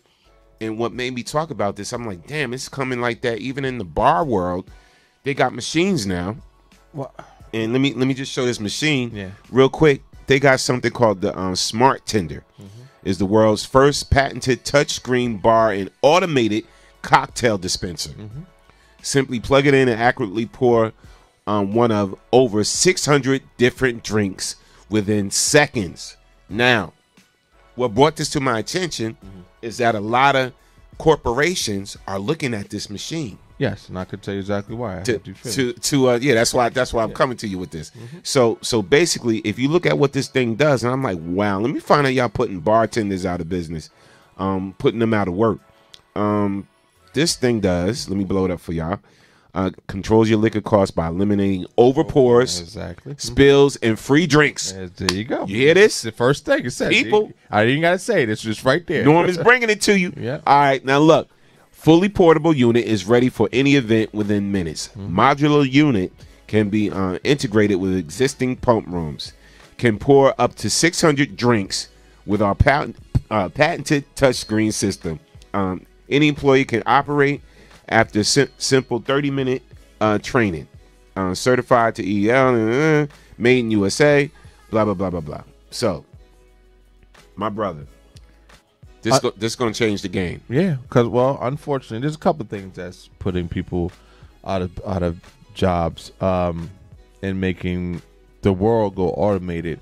And it's the, I'll say it's the raise of the minimum wage. Across the board, across the country, how the minimum wage is being raised up. Corporations are looking to grow revenue, and they're looking to grow more revenue every year. And in doing so, when minimum wage goes up, and you have to pay people that amount of pay, you can only affect the consumer, but so much. You can only put but so much of that on the consumer to offset it. You know what I'm saying? Like, you can't just raise your prices because you got to pay somebody $15 an hour now. Right. You can't raise all your menu items up another $10 an item because nobody's going to come to you. Right. So to combat that, what they're doing is they're bringing in all this automation. So basically, you have a one-time fee to pay for whatever these items are that are automated, and then you usually have, like, you know, something for as far as maintenance and taking care of it. So now you could have one person. You could have maybe had to have a staff of 10 before, right? Now all you really need is one person to stock it, to stock it, and to make sure everything is running correctly. You know, so now you went from paying 10 salaries to paying one salary, and now you're just maintaining this because you don't have this. This is now paying for itself because I put this in. So now this takes care of the guests. So they got to stock it and take the orders. Exactly. So but this whole system right here, though, like it hit it on the head from the first line. What it is cutting down on theft, overpouring. So this machine is going to be calibrated. So if say a Long Island iced tea, which it does for my concept, it takes half ounce of 4 different liquors, right? So that's a 2 second pour. So this thing is going to be calibrated that it's going to do a specific 2 second pour for all of those items. It's never going to over pour. It's never going to under pour. So if you yield 60 drinks out of a bottle, you're going to get 60 drinks out of a bottle. You're not going to get a person going, yo, can I get a Strong Island? Because the computer don't know what a Strong Island is. So it's going to give you a regular Long Island iced tea. You don't got to, hey, I'm your regular. Can I get a couple of drinks free and I'll shoot you an extra $20? The computer don't know you and don't give a damn about you. So the computer is going to give you only what's in. So it's cutting down on theft. It's cutting down on overpouring. And it doesn't have to be paid. Phyllis said, I saw that machine. It's crazy. Douglas E. James is not hospitality without people. True indeed. Ingrid Judge said that bartending machine is old. There are a lot of replacements in the service industry. Get your children into STEM. Someone has to build and service these things. Exactly. That's where the money is at. Yeah. But you know what? Person. Let me ask you though. You're right. How much? So just say your gig, right? How much does a bartender? I start there today as a bartender. How much am I making? Bartenders make $2.13 an hour plus tips. Wow. Because they're tippable, so they get $2.13 an hour. So do you really need to cut them out? Are they really cutting into expenses? Yeah. When they give away hundreds of dollars worth of liquor, yes. Okay. But that's basically what happens. There's no honest bartenders. No. I hate to say it to you guys. I hate to put you guys all on the bus, but I'm gonna say no. There's not. All bartenders give away shit. Yeah, because they want bigger tips. I'm saying that's not the way to do it, though. How about you give them great service? How about you talk to them? There's a way. See, people don't understand that, and like I said, I'm in the restaurant management also, so I always have this conversation with servers and new servers that, because sometimes I might even have to help. Like if I'm short, I'll jump in like behind the bar and help a guest on the floor. And I always get whomever is there like great tips. Oh, thank you, Pierre. And I'm like, do you know how I got them that tip? I'm like, did you see what I was doing with them? And they're not even tipping you. They're actually tipping me. But because I'm in management, I can't take the money. So I give it to you. But it's like Douglas said, it's all about the service. If you give people great service, you don't have to give them nothing extra. Give them great service and they will tip you accordingly. That's how I am. When I go out, you get either 2 types of tips from me. You either get a really good tip, or I'm not going to tip you at all. Those are the tips. My wife will pick up the other slack. If I'm not tipping somebody, she'll feel bad and she'll tip them. But I refuse to tip somebody for bad service. And I'm not even hard. I'm in the industry, but I'm not hard. I just like the basics. But when I see somebody who's very attentive, my drink is never empty. They see I'm halfway done. They give me another drink. They checking on the food. You tip them. They've earned that, so you give it to them. And you got some who are lazy, and that's why they put these machines in. The machine ain't lazy. They don't get their money out of their machine. I don't know. I'd rather have a bartender take my order, take my drink. Yeah, whatever. You might get a couple free ones. Yeah, no doubt. Oh man. And real quick. Yo, see. I'm just saying. Yo, you funny. I'm just saying. Okay, so I'm asking this question because a female said to me last week, she's like, "Yo, I can't meet the right dude. Like when I do think I met the right dude, he's either married, he's taken, he's with somebody, whatever. He's like, I just keep coming across the wrong type of dude. I'm in and out of relationships. This female actually said to me, Norm, I'm tired of being in and out of relationships. So our topic is, ladies, you keep hooking up with the wrong guys. Why? Is there a reason? Is there some bullet points we need to discuss of why you keep hooking up with the wrong guys? So we're going to see. Why do y'all think? Before I even start going off on things and whatever and going over certain bullet points, ladies, why do you think women keep hooking up with the wrong guys? They just in and out of relationships. Why do you think? And then P, why do you think women just keep hooking up with the bums? Well, in and out. Me personally, I think sometimes what women think they want versus what they need in a man are two totally different things. Like, everybody has this dream guy, and every guy has his dream girl, but the reality of it is that person probably doesn't exist. So instead of going off for this dream, let's be realistic in what we're looking for in a mate. You know what I'm saying? That's number one. Be realistic with who you're looking for. And number two, where are you looking for this person?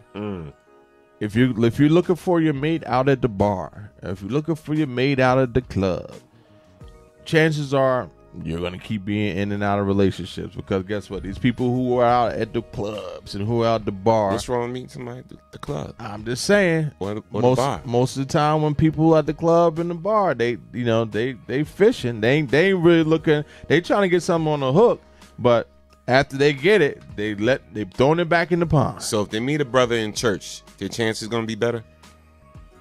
I will say, let me say this. I would think that at least because the person who's in church could have been in the bar the night before, too. Okay. So okay, but I mean, but at least it gives it kind of gives you a little more focus. But, yeah, see, that's what I'm saying. Tough. That's what I'm saying. Like, is that it's gonna be any better? You know what I'm saying? Well, this is what I'm gonna say too. I think when you're out looking for someone, also that's when the issue is, because when you're looking, you're forcing. When it happens, like, that's a beautiful thing. When I'm not necessarily looking and you're not necessarily looking, and we meet and we have this connection, that to me is everything. Right. I think sometimes when you're out looking and you're on the prowl, and this person's on the prowl, it's like, oh, I'm attracted to her, I'm attracted to him, and you guys come together because of that attraction, and you didn't really speak, you didn't get to know each other, you didn't da-da-da. And I think that's the key too. People don't actually get to know each other first before they jump into these relationships. And these relationships get physical, because that's what attracts everybody.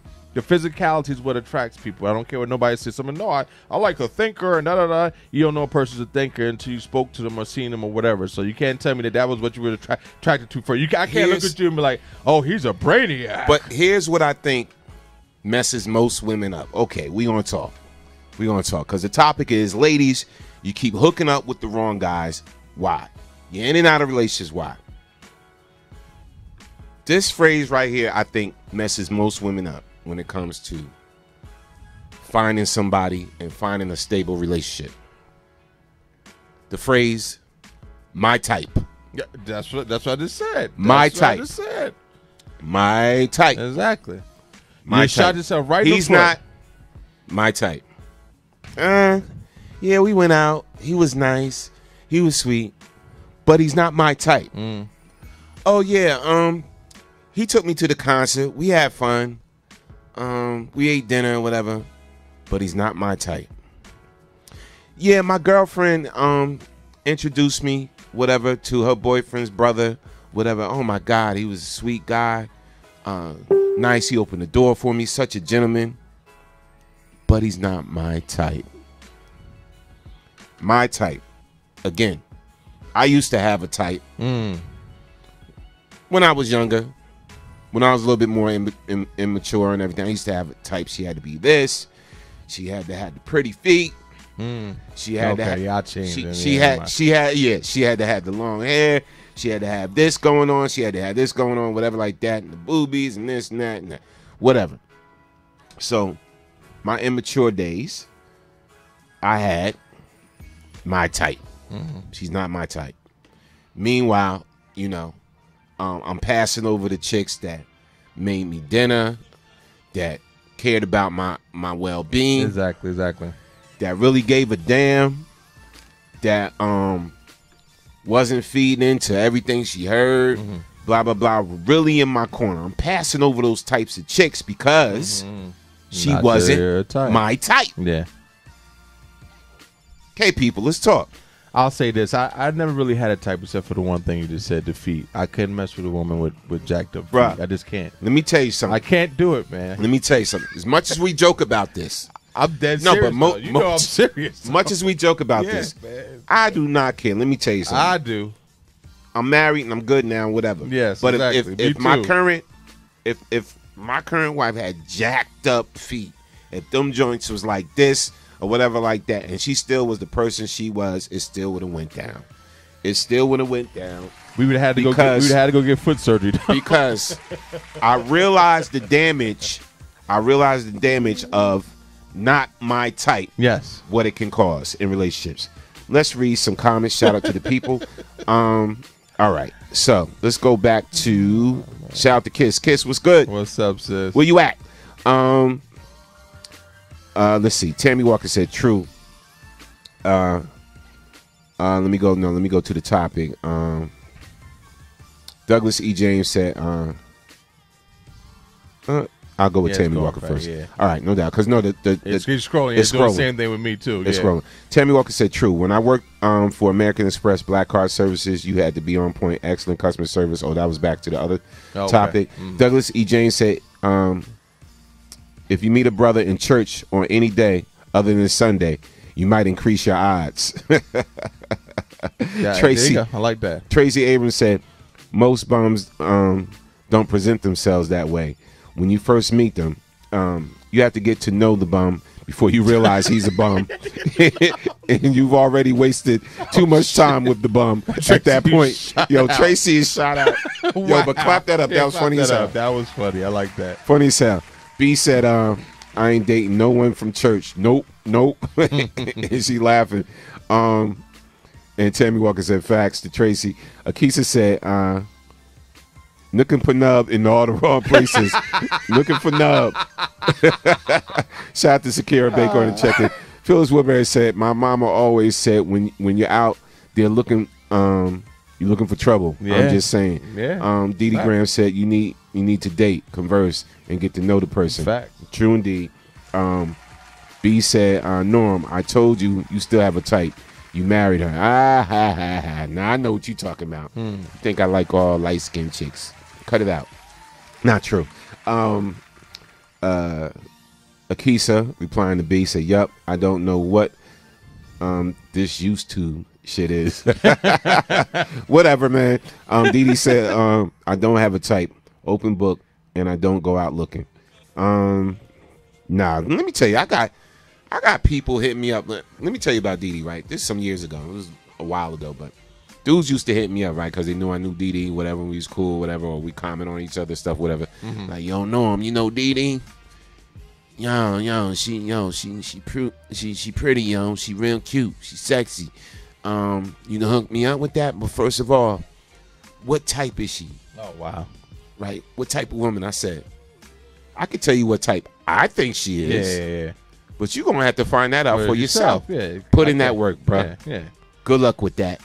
And yes, sis, yeah, she got bunions. She's out the door. And Keisha said, damn, P, so she had a bunion. It's a wrap. Listen, I and this is real talk. Like, I have turned so superficial, bro. Listen, no, it's not, man. I gotta think about it. This might sound superficial, but I'm gonna say it anyway. It's a couple of things. Mm-hmm. Like I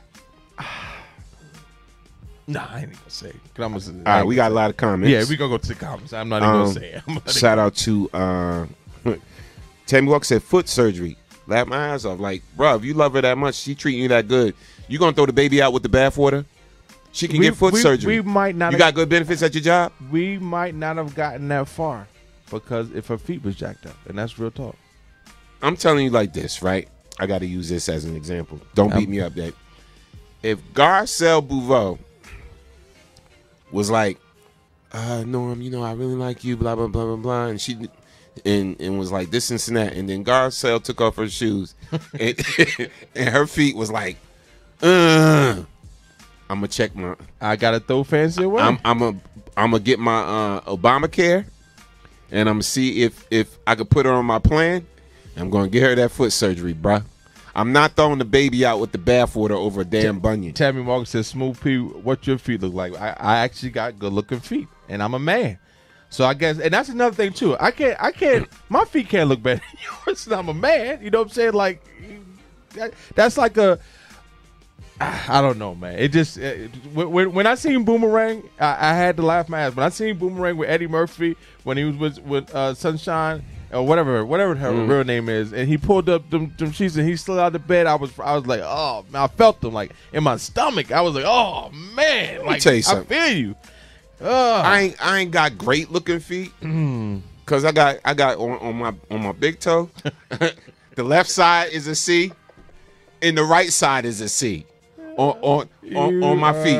My left foot got this C. My right foot got this C. Listen. So at the end of the day, I'm glad nobody judging me on my damn feet. I can't be making love to my woman, right? And we get into it and her feet here and she lining me up. Like, we can't do that. Superficial, bro. I can't be getting in line up at the. You need to change your ways. Listen, I'm married, so I ain't got to worry about it now. You too good of a dude. You too nice of a dude to have ways like that, bro. I am married, so it damn don't near 50 matter. years old. My wife is okay. Alicia Mitchell. That statement about looking, I agree. This statement about finding the person of interest to share your world with in church. Even the devil knows scripture. Woo! Yeah, that's a fact. Clap that up. He was an angel. Alicia Platinum Mitchell. The statement about my type, you just shut it down. That's like saying you can't teach me anything because I know everything. Wow, I like that. Exactly. Keisha said, right. He said, throw both feet away. And B said, it's hard to date. It's hard to date in 40s. Yeah, in the 40s. T-Berry said, Latanya said, some chicks want roughnecks. See, but again, that's their problem. And most of those chicks that you talking about want the roughneck. Exactly. Most of them will end up alone or in and out of relationships. I'm just keeping it 100. Dee Dee Graham said, I believe there is someone out there for everyone. If he wasn't good for you, he might be good for someone else. People are so shallow these days. Stop it. No doubt. Talking to you, Smooth P. Oh yeah. With the corns and the bunions. I'm sorry, man. Alicia Mitchell said, looking at me, I don't look, it will find you. True indeed. Yeah. B said, people are scared or attached to babies' moms or exes. I mean, the list goes on. And then Tammy Walker said, Smooth P, what your feet look like? Keisha Mendez, it really is, because majority about game. Go that way with that ish. And then Dee Dee making the faces, I guess, when I told her that dudes was hitting me up. Yeah, dudes was hit me up for real. Like, I'm like, yo, you find out what type she is. And don't expect me, and check this out. If I knew a chick did have bad ways or whatever, and you asking me or whatever, yo, find out that for yourself. Yeah, man. you got it, because it might have been because of other people weren't the right people. Absolutely. You could change a person. So absolutely. It is what it is. Alicia Mitchell said, feet. Oh, wow. Feet overall. See your dream, but you throw that chance out because of feet. I might. To each their own. Alicia, I'm sure I might not have gotten to find that out once I seen the feet. We might not, and I'm being serious now. It might sound superficial, but we probably wouldn't have gotten that far after that. Like I don't know. That's just I don't want to throw up in my mouth on the show. So, yo, Tammy is stupid. She said dating folks with special shoes. See, my thing is, I love to love my woman from the top of her head to the bottom of her feet. So I can't love my woman and start when I get to the bottom and I'm like, holy shit, like what happened? You know what I'm saying? When I get to the finish line, I'm like, what happened? Right. So don't shoot me, guys. I ain't that bad. All right, so let's rock with this for a minute. Let's talk about this. All right, so 5 big reasons you're not meeting the right men. 5 big reasons you're not meeting the right men. First of all, and B says she with me. She like that with teeth. Yeah, I feel you. Thank you, B. I feel you, but they got plans. They got plans for that too. So cut it out. Cardi B got her teeth fixed. Cut it out. All right, so let's go to reason number 1. Reason number 1. 5 big reasons you're not meeting the right man. Oh, number 1, setting the bar too high. Wow, that's number 1. And damn, I can't really. I'm gonna try to read this. It's kind of small. Let me try. I'm gonna try. Oh, I might could do it from mine right here. You are entitled to whatever qualities you want in a man. Just know you may be setting the bar too high. The vast majority of men will never meet your approval, like I said earlier. Very specific criteria for a partner can keep you from finding love. As a dating coach for women, I want to encourage you to loosen up on your must-haves, which will have you meet more men. Dating is a numbers game, which is a fact. So this helps improve your chances of connecting with a good match. You know what? I'm going to clap that one up. Yeah, I agree. I'll clap that one up because setting the bar too high. How you going to say I want to date? He got to have a 6-figure job, his own car. He got to have a 6-figure job. BMW, this. And you got a 4-figure job. Yeah, with a bus pass. Yes. He got to have a BMW. Yeah. And you driving a Hyundai. Exactly. You feel me? He got to at least be, he got to be 6'5", right? He got to be 6'5". Meanwhile, you 6'8". Mm-hmm. You see what I'm saying? He got to be 6'5", but you 6'8" or whatever. You're not thinking about he got to have this and he has to have perfect this and all. Come on, man. You setting the bar too high. Meanwhile, you passing that you can't reach. Yeah, you passing up all the good stuff coming your way. Somebody that's really feeling you because you set your bar up this high. Number one, I agree with. Yeah. Totally. Yep. And that's why you in and out of relationships. At a certain point in your life, you have to get tired, and you have to be tired of just running in and out of relationships. I'm sorry. Anybody that says that, any woman that tells me that they good with that, you full of shit. Mm-hmm. Excuse my French. Yeah. Is shit French? I'm sorry. Excuse that. Now, Shit 5 big reasons you're not meeting the right men. Number 2. But do y'all agree with number 1? Why they not meeting the right men? All right, number 2 is what? You're not taking enough action. You're not taking enough action. How often do you go out to meet men? If you can't answer at least once a week, you are not taking enough action. Finding love is like any other goal in life. You need to focus on finding love and take action to meet men. Dating requires effort. No one looks back after finding love and says, gee, all the dating was such a waste of time. This definitely a place where your effort will be rewarded once you make the connection. I'm going to agree with that to some degree. I mean, yes, you definitely, like I said, you can't sit at home every day and be like, oh, I'm never going to find a man, da-da-da-da. Of course, because he's not going to come to your house unless he's a service guy. Right. You know, so, but I will say being on the hunt all the time either, like, that's not good either. I mean, you have to, I guess, make an effort, definitely. You have to be open to the effort of a man, you know, because sometimes women say that, but they be like, yeah, but I ain't got time for this. I ain't got, you know, so if somebody approaches them, they looking at them like, I ain't got no time for you right now. You know what I'm saying? So it's like you're defeating the whole purpose. You say you want a man, but every man that comes approaches you, you're shunning them off like, you know. Yo, I seen a lot of women, man, that think they all that. There's some women out there that think they all that in a bag of chips, whatever. And it's like they won't put in no effort. Like, no effort at all, because, like, he want me, he got to come to me. Or, you know what I'm saying? Like, I ain't got to do this, he got to do that. And I'm not going to do all that. You know, nah, let him do this. And with that type of attitude, again, it's going to be alone. You're going to be by your dang self on the holidays. You're going to be sitting at the Thanksgiving table by yourself with the turkey in front of you, getting fat. That's it. That's what I'm saying. You're going to be by yourself. Now, number 3. Number 3.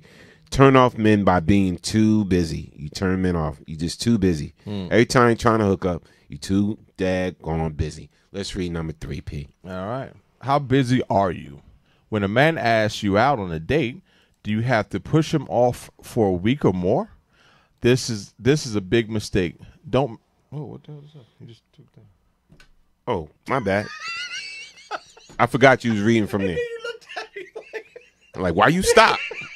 He looked at me like, what happened? What happened? My bad, Pete. All right, just waiting for it to come back up. All right. We'll be good. It should pop up in a second. Yeah, you should be good. All right, here we go. This is a big mistake. Don't misunderstand. I'm not suggesting you change plans to drop everything for a guy. That's not right to do either. However, if every time a guy asks you out, you tell him you are busy and offer a date 7 or more days in the future, you come across as unavailable while he's waiting to meet you. You can meet a bunch of other women, right? Facts. Find a way to carve time out, exercise another day, do your errands later, meet for just 90-minute drink. If that's what you got. You can make, if that's what you got to do what you got to do to change the schedule. Okay, Jesus, I need glasses. Here's the thing in general, right?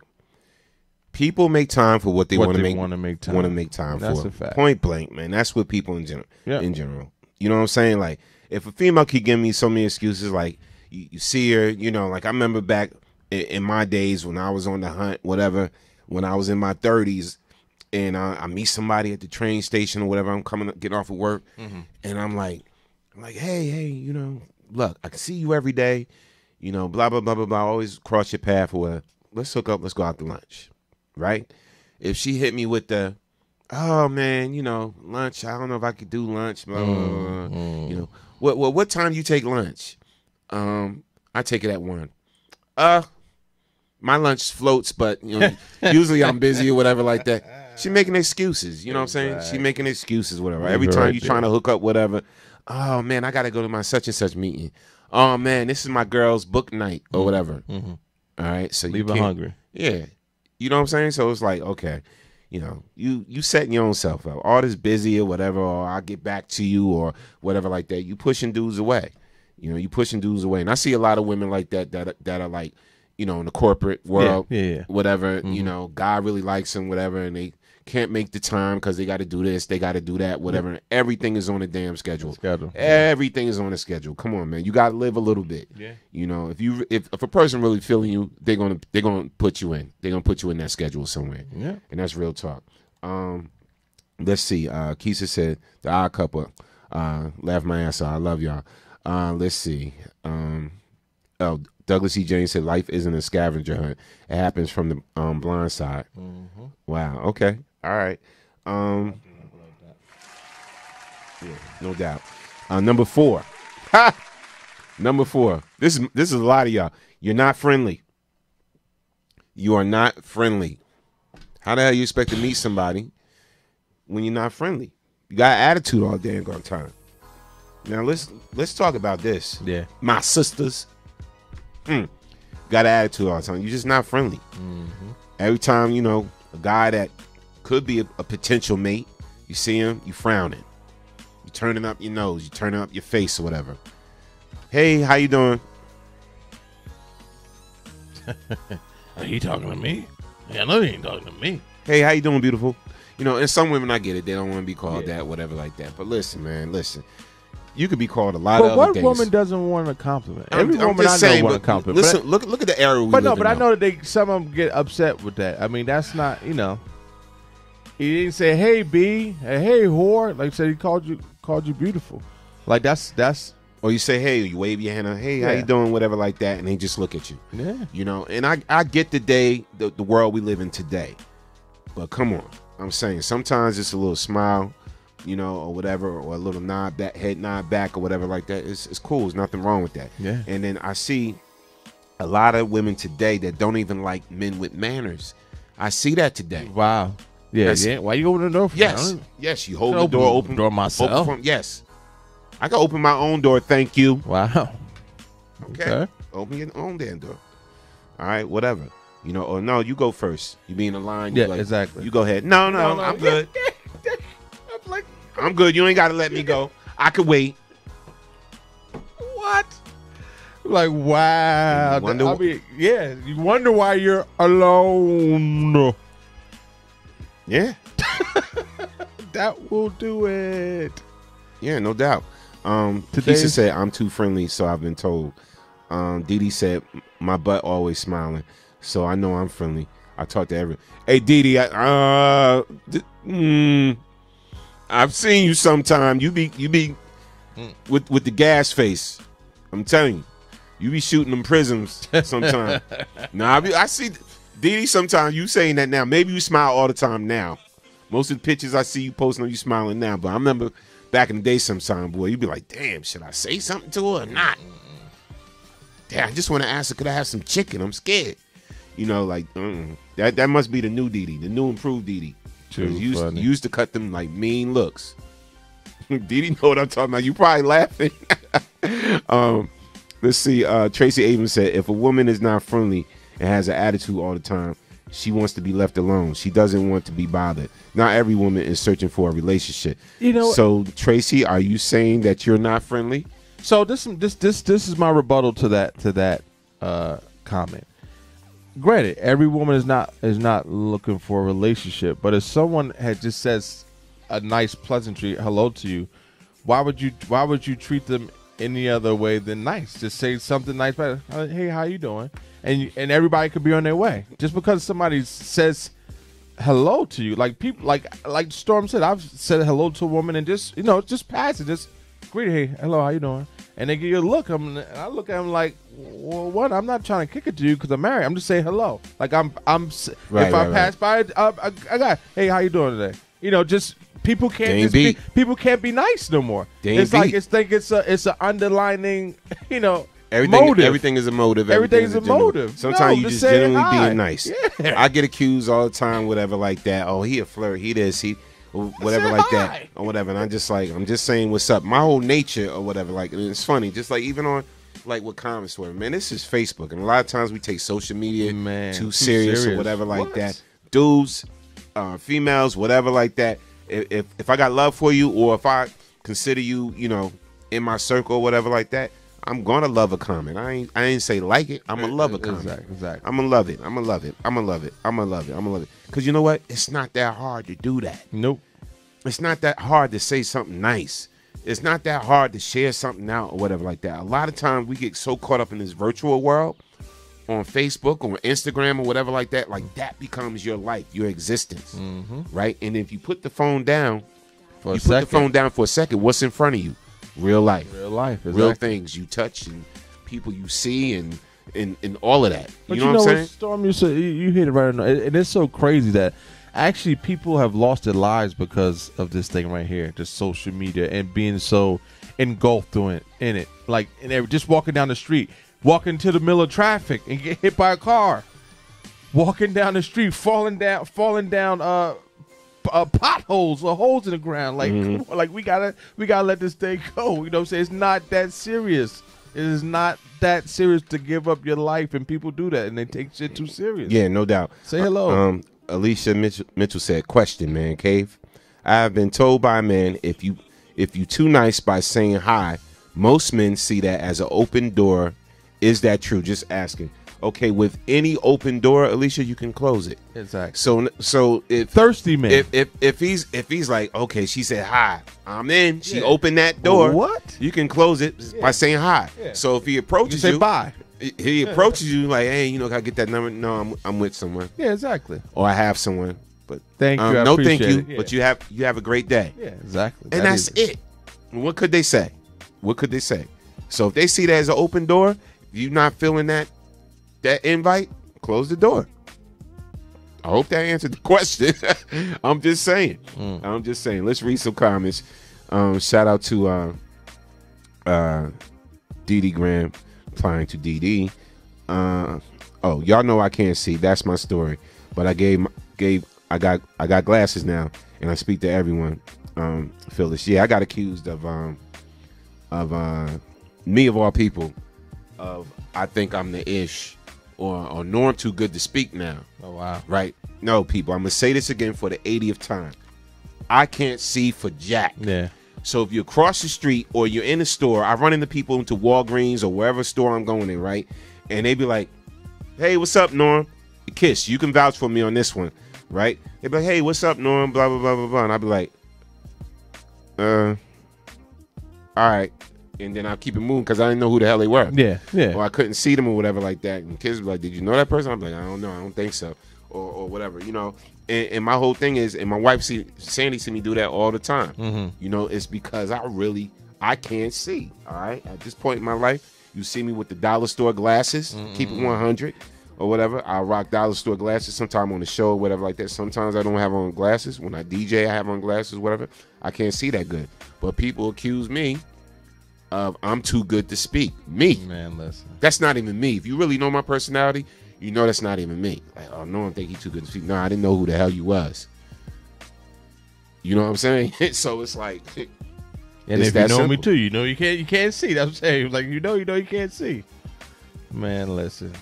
But the dating game for you women is real. Like tonight, and it all comes down to your mindsets too. Like if you're really looking, or if you think that you're looking, you know, it's the confusion that is a woman. In a nutshell. Right. Tracy Abrams said, if you smile at most men, they think it's an open invitation to be harassed. Yeah, but I said you could put that in check real quick. Thirsty men. A real man. If a woman smiles at me, no, I don't think that I'm not here. Okay, yeah, it's time. No, it doesn't work like that. Thirsty guy, maybe yes. I mean, so in that case, I mean, you got to. Anytime a man look at you, you got to me mug him like you gonna bite his face off. Like we shouldn't be living like that. No doubt. Felicia Nelson said, "Hey everybody, you see me now, Norm?" Yeah. Kiss said, "Then sometimes you even give you a strong hug and a pound, then walk away and be like, you know what?" I'll be like, what she said? He's like, I don't know who that was. Nah, no doubt. I don't know who that is. I'm saying, you know, don't fault me. I just can't see nothing, man. It's all right. It's all good. Number what? Number 5? I think number 5. Yeah. Oh. Number 4. Number what? Number 5. Yes. Number 5. All right. So in case you just joined us, we're talking about 5 big reasons you're not meeting the right men, and number 5 is let go of the wrong men. Wow. Oh, let's talk about this. You can't meet the right one if you got the wrong one. That's a fact. Some of you will hold on to the wrong men forever just because you're afraid of change. You're afraid of something different. You're afraid of being with something you're not, or someone you're not familiar with. All right. And you can read it. Go ahead, read it, what it has there. But I really want to get into this one. You got to let go of the wrong men. It says, when you meet a man who pays attention to you, you hold on to every if he's not the one. While it feels good to be with the man taking himself off the market, for the wrong guy keeps you from finding the right one. Many of my clients let their hearts get wrapped up with a man they aren't right. It can take a few dates to figure things out, but that's exactly what dating is. And I agree with that. Like, people, I think that is the biggest, the biggest reason, I was trying to clap, it's all good, is that people don't truly take time out to get to know one another anymore. Everybody is so quick to get to the physical, when we all know that blurs everything. Once you throw sex into the equation, like, especially if it turns out to be good sex, you know what I'm saying, all that is out the window. So once that wears off and you gotta, you know, sit back and see, do you actually like the person? Sometimes it's like, wow, no, the only thing I liked was the sex. And now where do we go from here? Yeah, but we're stuck. But it's funny though, like, you're with a person you complain about all the time. You really don't want to be with that person, whatever. You're holding on to the thoughts of getting with this guy you've been trying to snatch up for years. He don't want you. He's letting you know in certain ways he don't want you. Or you messing around with somebody you shouldn't be messing around in the first place. You know what I'm saying? They married or they got someone or whatever, and you expecting something great to happen between you two, and it just never might happen. Meanwhile, while you holding on to all the wrong stuff, all this right stuff is right in front of your eyes. Yeah, is coming right across your path or whatever, and you're overlooking it. You can't see it. That's a big problem. Y'all gotta let go of things that are not good for you, that are not good for you. You gotta learn to just let it go. Stop setting up yourself and adding chaos into your life when you don't need it. You know, and learn to start recognizing, you know, when someone is actually good for you and got your best interests at heart and really feeling you. Stop being so damn picky or whatever like that. Oh, one ear is bigger than the other one. I'm not feeling him. Girl, you see his eye? He got one eye that's half closed and one that's half open. I'm not feeling him. Oh, one leg is a little shorter than the other leg. I'm not feeling him. Well, listen. He still wears FUBU. I'm not feeling him. I still wear FUBU.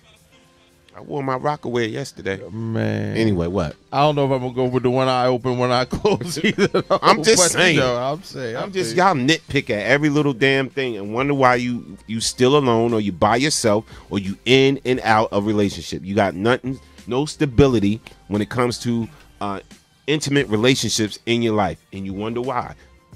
Because it's you. Damn choices you make. And you want to hold on to the wrong things. Douglas E. Mitchell, no, Douglas E. James. I'm sorry, I'm confusing names. Dee Grant says, stop, Norm. Phyllis Woodbury said, yes, when you take the blinders off, then what? Exactly. Douglas E. James said, it's called the honeymoon's over syndrome. Mm-hmm. Exactly.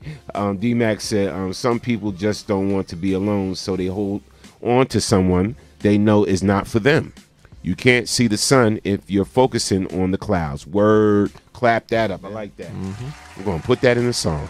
Alicia said, y'all silly. Felicia said, that was me recently. Damn good guy. Then I recognized he had 4 people in his head. Wow. And he ain't saying mess with no crazy ones. Well, that's why he gone. Phyllis Woodbury said, no one stop. I'm just saying, man, it's the truth. It's the truth. So that was number 5. That was the last one. If you just joined us, we was talking about ladies.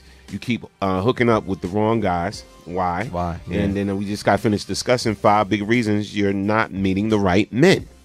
All right. So hopefully some of these help somebody. And also gave some self-awareness to yourself, because you might be doing these things and you wonder why you still going to the cookout alone. You wonder why you at the holiday dinner table alone.